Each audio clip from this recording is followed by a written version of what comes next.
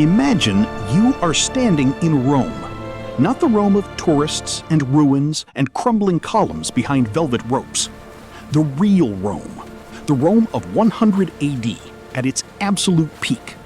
A city with indoor plumbing, underfloor heating, international banking, and a postal system faster than anything Europe would see again for 1,400 years. Now ask yourself one question. What if it never ended? In our timeline, Rome fell. Not all at once, not with a single dramatic crash. It happened the way a great ship sinks, slowly at first, then all at once, while most of the passengers were still convinced they would make it to shore. The Western Roman Empire officially ended on September 4th, 476 AD, when a Germanic chieftain named Odoacer removed the boy emperor Romulus Augustulus from his throne. Historians still argue about why it fell. Military overextension, economic collapse, political corruption, barbarian pressure, probably all of it at once.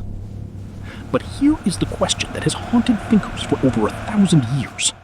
What if one thread in that chain had held? What if Rome had not fallen, but had actually solved its problems and come out the other side stronger? What kind of world would we be living in right now? To save Rome, we don't need a miracle. We need one decision made differently. The year is 376 AD.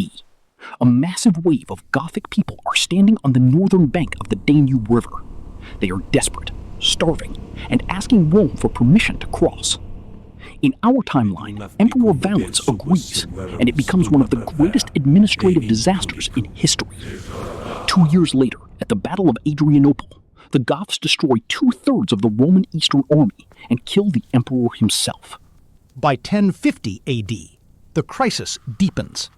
The birth rate begins to collapse, not because of war or plague, but because in a vast, prosperous, complete civilization, raising children no longer feels like a necessary contribution to something greater.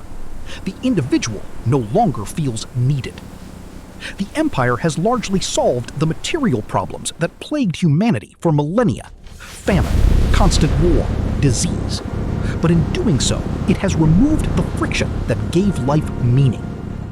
The world of 2026 in this timeline is not a utopia, but it is not our world either. A Roman Commonwealth stretches across Europe, North Africa, and the Near East. They reached the moon in 1941 and have had settlements on Mars since 1988. Their technology developed along a different path, rooted in Roman engineering and water power. And yet, the Roman Commonwealth is slowly dying. Not from invasion or catastrophe, but from the same quiet force that destroyed Universe 25. The population has been declining for over a century and a half. The most prosperous cities are the emptiest. The healthiest, most comfortable people in human history are not replacing themselves. The mice in John Calhoun's experiment died 2 deaths. The first was the death of the spirit. The second was the death of the body. The first came years earlier. The alternate Rome forces us to ask an uncomfortable question. Is the problem not that Rome fell, but that any civilization successful enough to eliminate scarcity and danger will eventually reach the same wall? The killer was never comfort itself. It was the disappearance of meaningful worlds. When there is nothing left that genuinely needs you, something inside begins to turn off. Calhoun spent the rest of his life trying. In our alternate timeline, Valens listens to his advisors and waits 3 days for reinforcements from the Western co-emperor Gratian. The battle that follows is not a Roman defeat. It is a decisive Roman victory. The Goths are broken and eventually integrated into the empire. Valens survives, the army survives, and Rome's confidence survives. From that single afternoon in 378 AD, a completely different world begins to grow. With Adrianople a victory instead of a catastrophe, the next century looks almost unrecognizable. Political chaos decreases, succession becomes more stable. The empire enacts long-discussed reforms. The tax system is rationalized, the currency stabilized, and the dangerous practice of paying barbarians with land is replaced with a professional army. By 450 AD, historians in this timeline call it the Second Founding.